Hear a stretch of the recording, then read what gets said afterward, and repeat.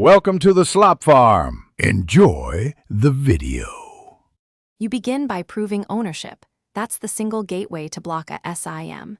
Have your account number, IMEI, and ID ready. Call or open the carrier app right away and follow the authentication prompts.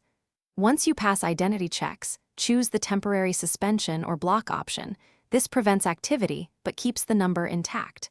Make sure to note any reference or ticket number you receive because you'll need it later to restore service. Once authenticated, select the carrier's temporary suspension or lock SIM feature. This is the effective step that halts service. You'll often get a confirmation code or ticket. Save it immediately and write down the time and agent name if applicable. After the block is in place, verify by attempting a call or asking a trusted contact to text you. The network should reject both. If data still flows, return to the agent and insist on. To finish, keep your confirmation info. You'll use that to restore service when ready. When reactivation is required, contact the same channel, verify identity, and request removal of the temporary block. If the block wasn't applied or calls still work, escalate to a supervisor or use the carrier's official support in-app. Resist unverified third-party services. One troubleshooting tip.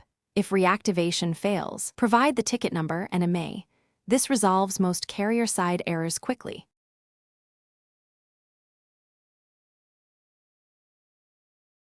Thanks for watching.